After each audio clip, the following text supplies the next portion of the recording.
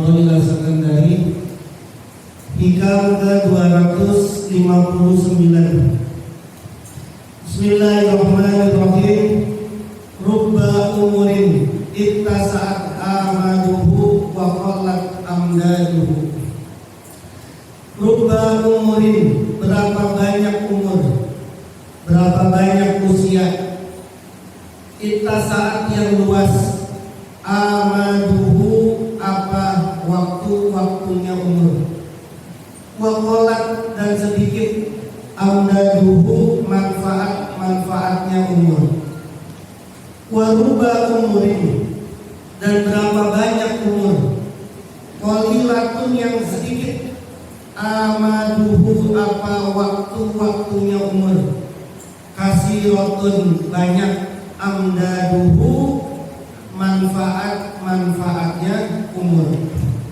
Ibnu Athaillah pada hikam ini membahas mengenai umur. Kata Ibnu Athaillah, berapa banyak umur yang waktunya itu luas tapi manfaatnya itu sedikit. Tapi berapa banyak umur yang waktunya zamannya sedikit tapi manfaatnya banyak.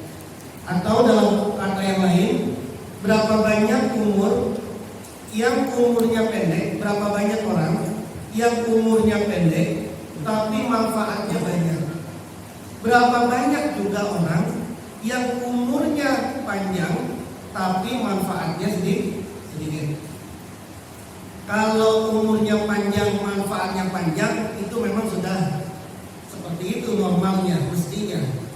Orang umurnya panjang, manfaatnya banyak. Kalau umurnya pendek, manfaatnya juga pendek. Itu kan normalnya seperti itu, logikanya seperti itu. Tapi berapa banyak ini yang umurnya panjang, tapi manfaatnya sedikit?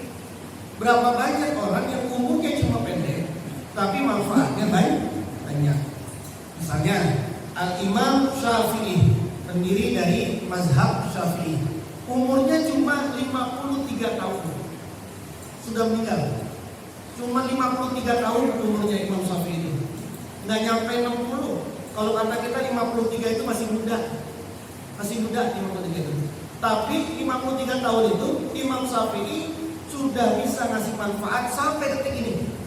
Kita pakai fikih, kita sholat, kita ibadah, semuanya merujuk kepada Imam Syafi'i. Imam Al-Ghazali umurnya cuma 54 tahun. Imam Ghazali itu nggak nyampe 54 tahun umurnya Imam Ghazali. Tapi sampai sekarang pemikirannya, konsepnya, ilmunya, kitabnya, semuanya sampai sekarang masih bisa dimanfaatin. Ihya Ulumuddin itu saja udah 4 jilid. Kalau kata guru saya dulu di Waron, aslinya Ihya Ulumuddin itu bukan 4 jilid, tapi 5 jilid aslinya. Yang jilid terakhir itu berkenaan tentang bab senjata. Yang kemudian ketika Baghdad hancur lebur, Ihya Ulumuddin termasuk yang dibawa ke barat, lalu diterjemahkan ke bahasa barat, lalu kemudian diakui sebagai dasar dari ilmu senjata, dari teknologi senjata. Nah itu diambil dari ilmunya Al-Ghazali. Konon kata guru saya itu Waron seperti itu.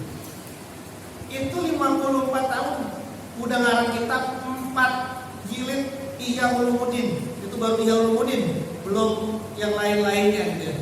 Padahal zaman dulu mah komputer belum ada, mesin tik belum ada, pulpen juga belum ada, yang kayak kita sekarang nih, lampu juga belum ada. Kalau nulis salah, nggak bisa kayak kita copy paste atau di undo gitu ya. Wah ini bagusnya di halaman belakang nih, copy, potong, pindahin ke sana. Mana bisa dulu begitu? Tapi udah ngarang kitab kayak begitu. Ada lagi seorang ulama besar, Abi Zakaria Yahya An-Nawawi, yang kita kenal dengan nama Al-Imam Nawawi, yang hizibnya sampai sekarang masih dipakai. Hizib Nawawi, karangan kitabnya banyak. Arba'in An-Nawawi, Al-Azkar. Ada kitab yang paling besar 17 jilid, namanya Majmu' Syarah Muhazzab. Itu kitab fikih mazhab Syafi'i, 17 jilid Syarah Muhazzab itu dikarang sama Imam Nawawi. umurnya cuma 44 tahun dan belum nikah. Kenapa belum nikah? Ya wajar, habis waktunya. Ngarang kitab segitu banyaknya, 44 tahun sudah meninggal dia. Ini jomblo, kagak kawin, kagak apa. Karangan kitab enggak gitu ya. Ya nikah lah, nikah. Kalau nggak mau nikah, karena kitab yang banyak. Karena kita yang banyak. 17 tahun, coba 17 tahun. 17 jilid tiap salam muhasab itu. Belum ada pulpen, belum ada komputer, belum ada lampu dulu bisa ngarang kayak gitu. Itu umur yang pendek tapi manfaatnya banyak. Banyak juga ulama-ulama kita yang umurnya panjang, manfaatnya juga banyak. Mbah Maimun 90 tahun umurnya. Manfaat. Syekh Tolha bin Walaupun Kalisah di Cirebon 120 tahun. Abah Sepuh 105 atau 110. Abah Anom 90 tahun. Abah Anom sama 90 atau 91 tahun. Abah Awas sekarang 78 tahun. Tapi masih segar. Panjang umurnya, manfaatnya juga banyak. Ya. Nah, yang bahaya itu adalah ketika orang yang umurnya panjang tapi nggak ada manfaatnya. Nggak ada manfaatnya. Kenapa ada umur pendek tapi manfaatnya banyak? Karena dia mampu menemukan keutamaan ilmu, mampu menemukan faedah-faedah ilmu, faedah-faedah amalan, faedah-faedah makrifat, berbagai rahasia di zaman yang sangat sedikit. Dia menemukan asror itu tuh, Jadi dia melakukan sedikit saja, itu sama seperti dia melakukan banyak hal. Betul. Orang kalau mau dapat pahala ibadah selama 12 tahun tanpa ada celah, itu ibadahnya habis sholat maghrib jangan langsung kabur, sholat 12 rakaat antara maghrib sampai isya. Kalau Anda ngelakuin ini habis maghrib sampai isya itu sholat 12 rakaat, itu sama saja beribadah 12 tahun tanpa celah. Umurnya kita sekarang 40 tahun. Maghrib sekarang kita ngelakuin itu, berarti umur kita sudah 52 tahun. Maghrib besok ngelakuin lagi, tambahin lagi 12 tahun. Meninggal cuma di umur 40 tahun, meninggal di 40 tahun, itu manfaatnya sudah sama seperti orang yang umurnya ratusan tahun. Kalau habis sholat subuh, jangan langsung tidur dulu, nungguin isyraq dulu. Nanti isyraq, kemudian sholat 2 rakaat, sholat isyraq, itu kata Nabi, pahalanya seperti pahala puasa dan pahala umroh, tamatan, sempurna.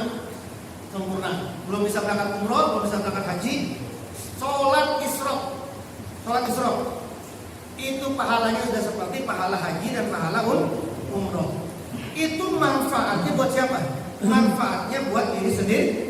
Meskipun umur kita cuma 30 tahun lalu meninggal, tapi kita sudah menemukan asror ini, menemukan rahasia amalan ini, menemukan faedah amalan ini, maka itu sama saja kita punya umur yang panjang. Sahabat Ibnu Mas'ud misalnya mengatakan begini, rakaatani min zahidin alimin, 2 rakaat doang dari seorang yang zuhud serta orang yang alim, orang yang berilmu, khairun wa ahabbu an indallah min ibadatil muta'abbidin al-mujtahidin ila akhir dahri.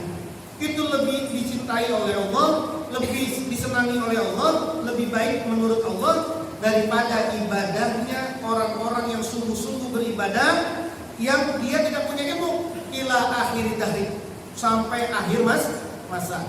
Anda sholat zuhur 4 rakaat, ngerti hukumnya, rukunnya sholat seperti apa, yang menyebabkan sholat itu batal itu kayak apa.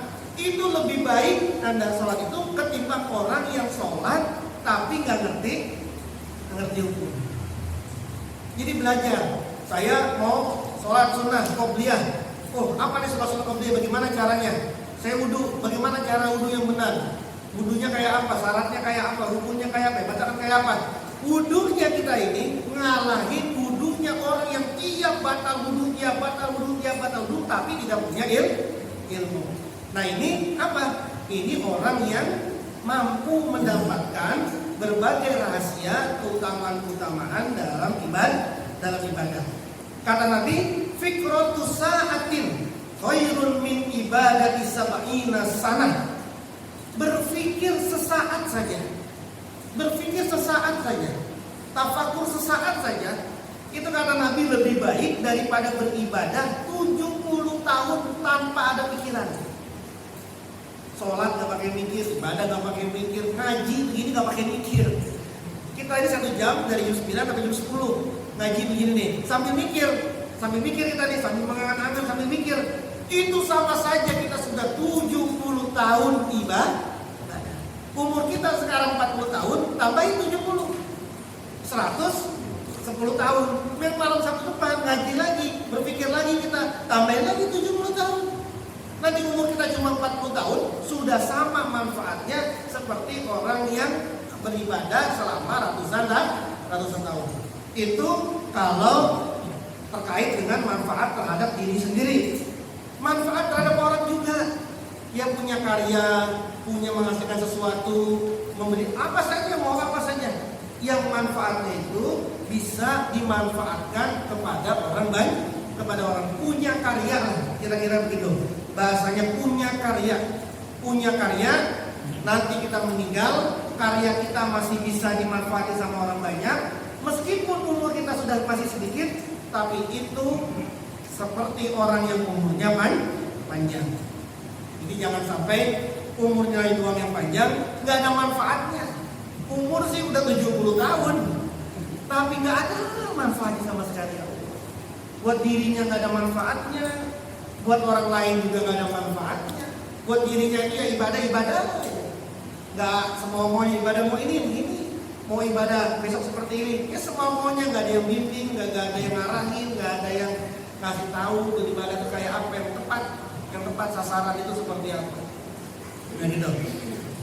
Maka kemudian Ibnu Athaillah mengatakan dalam hikam selanjutnya, diterusin masih sama Ibnu Athaillah, man burika lahu fi umrihi, barang siapa burika yang diberkahi, lahu padanya, fi umrihi di dalam umurnya, adroka maka menemukan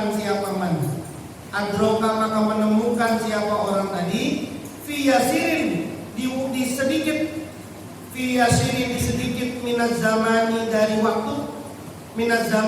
waktu, menemukan apa? Minanillahi ta'ala, dari anugerahnya Allah Ta'ala, berupa malayan bulu, sesuatu yang tidak dapat mencakup. Malayan bulu, sesuatu yang tidak dapat mencakup apa tahta dawairil ibarati, di bawah lingkaran-lingkaran pengungkapan. Tahta dawairil ibarati, di bawah lingkaran pengungkapan.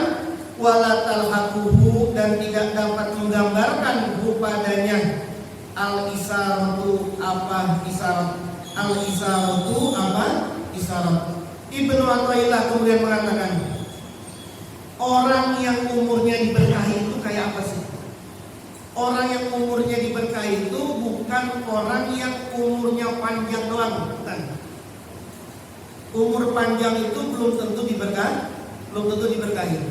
Umur yang diberkahi itu adalah umur ketika dia mampu menemukan di waktu yang cuma sedikit, di waktu yang cuma sempit, menemukan anugerah Allah, berupa ilmu, berupa makrifat, berupa risir, berupa misteri, dari sesuatu yang tidak bisa dicakup oleh lingkaran-lingkaran pengungkapan, dan juga tidak bisa digambarkan oleh isyarat. Artinya apa? Di waktu yang sedikit doang itu tidak ada yang bisa diungkapin, sulit diungkapinya pakai kata-kata, dan juga tidak bisa digambarkan dengan isyarat. Karena kata baginda Nabi, a'dadtu li ibadis sholihina, aku menyiapkan kepada hamba-hambaku yang soleh, menyiapkan apa? Mala ainun ra'at wala uzunun sami'at wala khatara ala qalbi basharin. Aku menyiapkan hamba-hambaku yang soleh, sesuatu yang matanya tidak pernah bisa melihat, kupingnya tidak pernah mendengar, dan di hatinya tidak pernah terletak. Jadi ini sesuatu yang sulit dibayangkan. Orang di waktu yang sangat sedikit ini, dia mampu menemukan sir kayak begitu tuh, rahasia seperti itu, maka orang inilah yang dianggap sebagai orang yang diberkahi usianya. Bagaimana dia bisa menemukan itu? Maka orang yang mampu menemukan ini, waktunya cuma sedikit, umurnya cuma sedikit, dia bisa melakukan sedikit, tapi hasilnya banyak. Siapa ini? Orang yang mampu menemukan menemukan rahasia-rahasia Allah, yang itu adalah hasil dari suhbahnya dia, hasil dari pergaulannya dia, hasil dari nasihatnya seseorang, arahannya seorang guru kepada dia. Itulah yang kemudian membuat dia ini mampu beramal sedikit, tapi sedikitnya itu mampu menghasilkan banyak. Kenapa? Karena tahu kuncinya. Kata Syekh Abdul Qadir, misalnya Tuan Syekh Abdul Qadir, orang membaca la ilaha illallah mau sampai 1.000.000 kali, tapi nggak ditanemin la ilaha illallah sama guru, maka nggak ada artinya. Sedikitlah artinya itu daripada orang yang membaca la ilaha 3 kali, tapi la ilaha itu ditanamkan oleh seorang. Ini artinya apa? Ini artinya dia mampu menemukan waktu yang cuma sedikit itu, menemukan apa? Tadi sesuatu yang tidak bisa digambarkan oleh seorang pun. Dalam kalimat yang lain dikatakan begini: julusu baina yaday ahlillah wa nazru ila wajhihim. Duduk di hadapan ahlinya Allah, duduk di hadapan ulama, duduk di hadapan para aulia walinya Allah, dan memandang ke wajah mereka, yujaddidul imana wa yan'isul qalba wa yuwi as-sillata billah. Dia mampu memperbaharui imannya, menghidupkan hatinya, kemudian menguatkan hubungannya kepada Allah. Ada orang mau mentajdidkan imannya. Iman saya kok lemah banget ya? Atau hatinya kok mati? Atau hubungannya kok gak ada dia sama Allah? Kalau dia gak punya cara, kalau dia kagak punya metode, maka dia harus menghabiskan puluhan tahun berzikir, ibadah zikir. Untuk apa? Untuk memperbaharui imannya tadi itu, atau menghidupkan hatinya, atau memperkuat hubungannya kepada Allah. Tapi kalau Anda tahu caranya, duduk saja Anda di depan seorang waliullah, di depan seorang guru yang ahlillah, duduk di hadapan guru yang ahlinya Allah, itu duduk sesaat kepada dia itu sudah mampu membangkitkan, memperbaharui imanmu kepada Allah. Coba dah, Anda sowan ke rumah seorang kiai, orang guru, itu Anda baru duduk, belum ngomong, belum apa, baru melihat, udah punya kesadaran kuat dari ini. Udah kayaknya sekarang bener aja pokoknya. Udah nggak mau saya maksiat lagi. Udah saat setidaknya adem lah, hati itu adem gitu. Padahal mas zikir enggak, wirid juga enggak, terus yang lain juga enggak, cuma duduk saja. Ini belum tentu Anda dapat zikir la ilaha illallah 1000 kali, 2000 kali sendirian. La ilaha illallah 2000 kali. Belum tentu setelah zikir itu langsung mendapati tajdid imannya, belum tentu. Nah, orang yang mendapatkan keistimewaan kayak begini nih, itu berarti orang yang tadi apa? Orang yang tadi umurnya diberkahi. Dalam riwayat yang lain dikatakan begini: la yuqarribu talibullah ilallah syai'un misla julusi ma'arifi billahi wajadahu. Tidak ada yang dapat mendekati orang yang pengen mencari Allah tidak bisa mendekati kepada Allah sedikit pun seperti duduknya dia bersama dengan orang yang sudah makrifat kepada Allah. Kalau dia menemukan, wa illam yajidu, kalau dia belum menemukan arif billah tadi itu, kalau dia belum menemukan guru yang makrifat kepada Allah, kalau dia belum menemukan guru yang mampu mengantarkan kepada dia itu, fa alaihi bi zikrillahi lailan wa naharan, maka dia perlu zikir siang malam, qaiman wa qaidan, lagi duduk, lagi berdiri, ma'al uzlati an abna'in nas, beserta dia harus menyingkir dari teman-teman dunianya, bi adamil julusi ma'ahum, enggak nongkrong-nongkrong sama dia, wa adamil kalami bizalik, dan juga kagak ngobrol sama mereka. Sekarang milih mana? Duduk di depan waliullah, atau Anda zikir setiap saat, setiap malam, tanpa berteman dengan siapapun, uzlah ke gunung, entah gunung mana gitu. Milih mana? Padahal Anda duduk di depan seorang guru mursyid, guru waliullah, Anda duduk di hadapannya, itu sudah menandingi Anda zikir qaiman wa qaidan. Kagak pakai ada teman, kagak pakai teman. Handphone matiin. Satu hari bisa nggak mati handphone? Gak usah pakai handphone, sehari. Sehari dari subuh sampai subuh lagi, gak usah megang handphone, megang tasbih aja, zikir saja yang banyak, zikir sholat. Gak usah ada teman, gak usah ngobrol. Milih mana itu? Atau Anda duduk di depan seorang ulama, duduk di depan seorang guru. Padahal khasiatnya sama. Khasiatnya sama. Itu apa maksudnya? Itu tadi itu orang yang mampu dan mendapati sedikit waktu tapi mendapatkan banyak amalan. Jadi kerjaan ini sedikit tapi hasilnya banyak. Kenapa kerjaannya sedikit hasilnya banyak? Karena kerjaannya tepat sasaran. Contoh, Anda kalau belum tahu ilmunya, mau nyalin buku ini di komputer atau di tangan, bagaimana caranya? Nyalin, tapi bisa diedit, bisa Anda ganti-ganti. Umumnya kan ditulis ulang.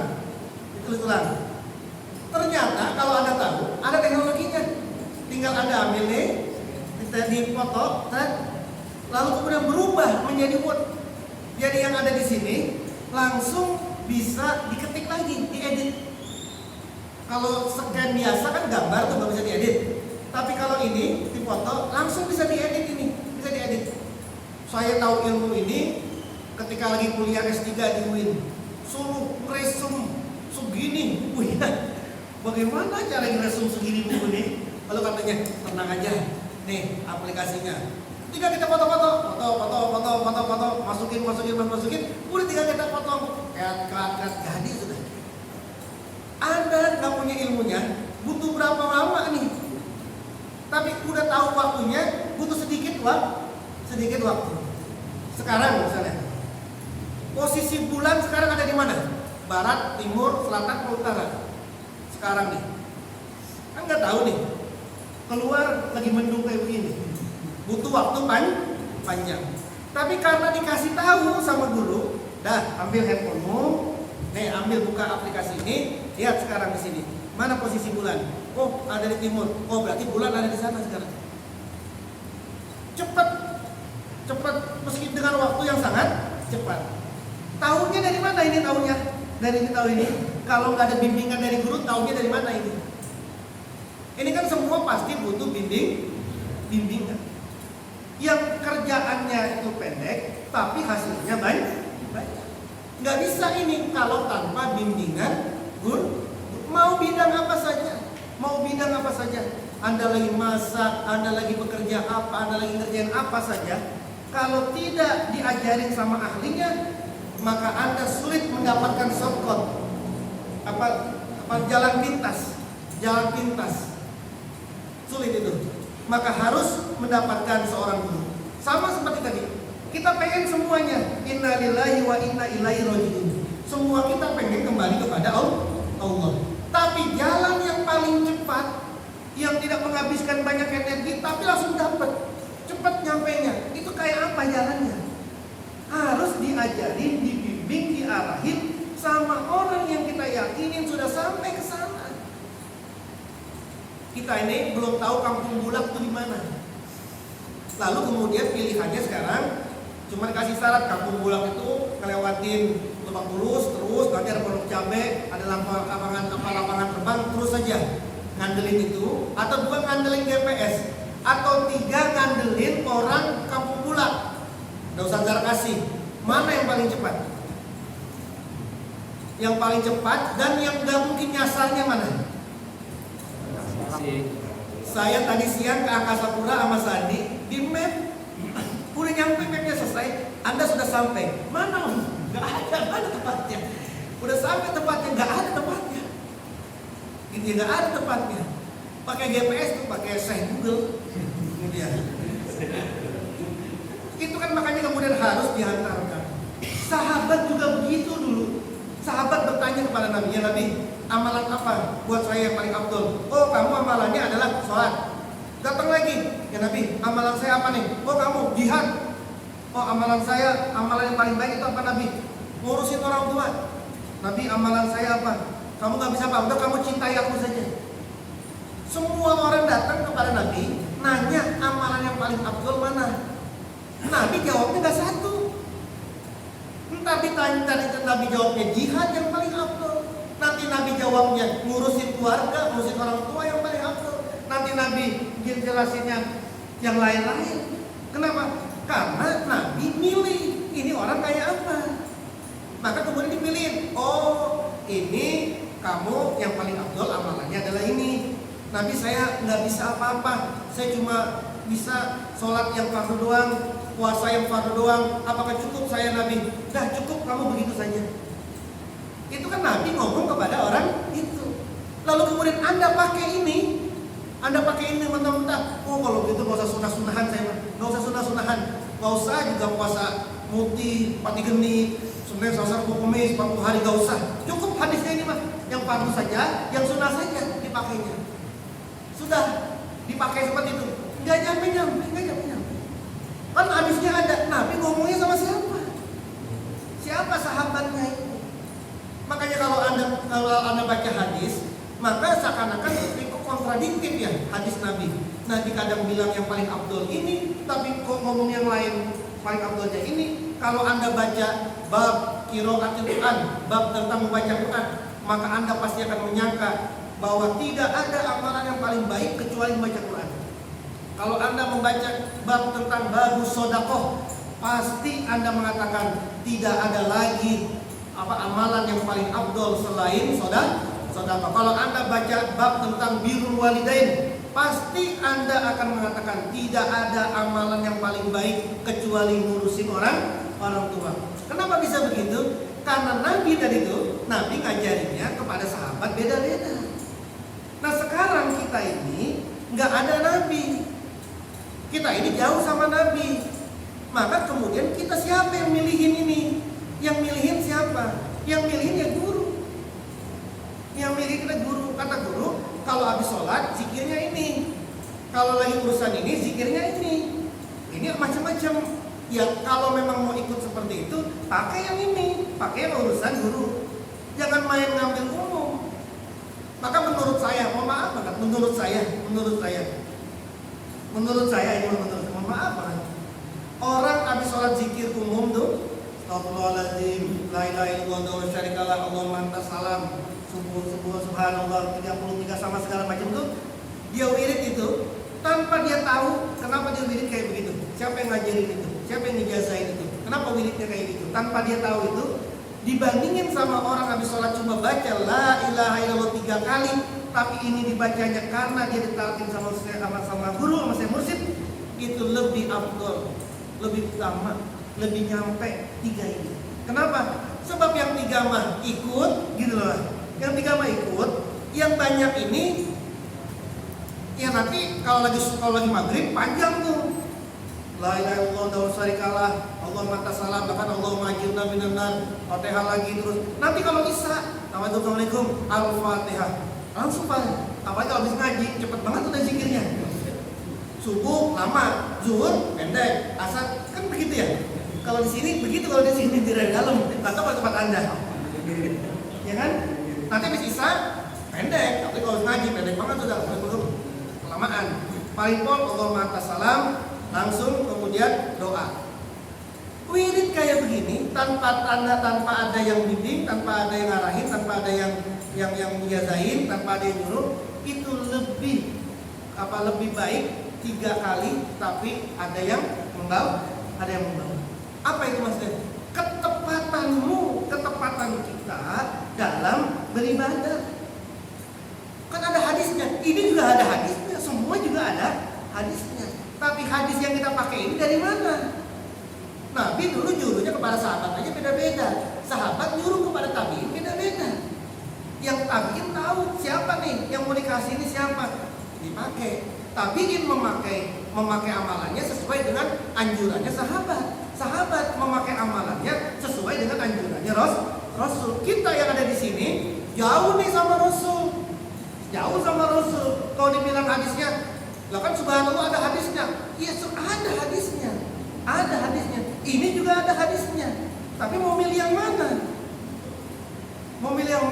Karena ukurannya adalah engkau dipilihkan, disuapin, atau engkau ngambil sendiri makanan itu. Kalau Anda disuapin itu Anda tinggal mangap saja, tinggal disuapin. Kalau disuapin itu nggak mungkin orang tua, ibu nyuapin anaknya yang buruk-buruk, nggak mungkin. Masa umur 2 tahun cuakin rokok, nggak mungkin. Tapi kalau dia sendirian, anak 2 tahun bisa nggak ngambil rokok? Bisa. Tapi orang tua mana mungkin nyekokin. Dia lagi sakit kayak apapun, kalau ini baik, tetap aja dicekokin sama orang tua. Kenapa? Buat dia sehat. Kenapa? Karena orang tua tahu apa yang diperluin sama anak ini. Gitu ya. Itulah bedanya tadi tuh. Orang yang diberkahi umurnya itu adalah tadi orang yang mampu orang yang mendapati sedikit waktunya, tapi hasilnya banyak. Kenapa dapat hasilnya banyak itu? Karena dia tahu dipilihkan yang mana yang paling baik buat dia. Gitu ya, mana yang paling baik buat dia, dan dipilihkan mana yang paling utama. Nah itu. Terus habisin satu lagi ya, biar urusan umur ini selesai. Al-Khuzlanu kullul khuzlani. Di hikam ke-21. Al-Khuzlanu kerendahan. Kullul khuzlani, semua kerendahan. Apa itu? Anta tafarragha, kosong siapa kamu, minas sawagili, dari kesibukan. Summa la tatawajjahu, kemudian tidak mengarah, tidak menghadap siapa kamu ilaihi kepada Allah. Watakila, dan sedikit awaikuka, rintanganmu. Summa la tarhalu, kemudian tidak pergi siapa kamu ilaihi kepada Allah. Umur ini, urusan umur ditutup sama Ibnu Athaillah dengan mengatakan serendah-rendahnya orang. Kerendahan yang betul-betul kerendahan adalah ketika dirimu kosong dari kesibukan dunia, tapi kamu tidak mau menghadap kepada Allah, tidak mau mengarah kepada Allah. Rintangan-rintangan hatimu, batinmu sedikit, tapi kamu tidak mau pergi kepada Allah. Jenis manusia ini macam-macam. Yang pertama tadi jenisnya seperti itu. Yang pertama, kita nggak punya kesibukan, kerja enggak, terus punya bisnis juga enggak, terus ada urusan sama orang juga enggak, kosonglah secara zahiriah. Dia nikah juga belum, apalagi anak juga belum punya, ya karena belum kawin.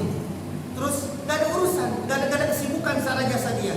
Hati juga begitu, hatinya mah nggak punya dengki, temennya punya handphone baru, dia mah biasa saja, nggak juga, kagak bagaimana. Dan temennya punya motor baru, dia juga nggak bagaimana hatinya, nggak penuh rintangan, hatinya nggak penuh rintangan. Tapi dalam kondisi kayak begini, secara jasad dia itu kosong, nganggur, secara batin dia juga tidak punya banyak tekanan batin, tapi itu tidak digunakan untuk menuju kepada Allah. Sholatnya juga enggak, zikir banyak juga enggak, gitu ya. Padahal apa? Padahal tadi urusannya juga enggak banyak, hatinya tekanan moralnya, tekanan batinnya juga tidak banyak. Itu al-khuzlanu kullul khuzlan, kerendahan serendah-rendahnya. Ada juga orang, umumnya orang ini apa? Umumnya orang ini adalah sibuknya banyak. Sibuk secara jasa, dia sibuk pagi kerja, pulang malam, terus nanti urusannya inilah, urusannya itu banyak. Lalu kemudian urusan kerjaannya, urusan sama temennya, itu kemudian terus masuk ke dalam hati itu. Jadi hatinya sibuk, terus jasadnya juga sibuk. Ini umumnya orang. Ini disebut dengan al-khuzlanul kabir, kerendahan yang besar. Kalau tadi dua-duanya kosong, tapi nggak dipakai buat ibadah, nggak dipakai buat mengarah kepada Allah. Kalau ini zohirnya sibuk, batinnya juga sibuk, tidak mengarah kepada Allah. Itu al-khuzlanul kabir. Ada juga orang yang zohirnya tidak terlalu sibuk. Kenapa zohirnya tidak terlalu sibuk? Liwujudi man qoma lahum biha. Karena udah ada yang ngurus urusan dia. Ya juragan kontrakan, juragan metro mini, terus apa lagi? Punya sawah. Yang gak usah pakai kerja, pokoknya tiap minggu begini-gini saja. Gini-gini saja tiap minggu. Gak kerja, gak ada sibuk gitu ya. Gak kerja dari pagi sampai siang, gak kerja secara zohir. Tapi kasurat ala ikuhum fil batin. Tekanan batinnya banyak. Tekanan hatinya ini banyak. Kenapa tekanan hatinya ini banyak? Karena dia selalu bergantung dengan urusan-urusan. Hatinya ini masih tetap aja, meskipun dia tidak sibuk secara zahir, tapi hatinya yang sibuk. Ya urusan apa segala macam lah.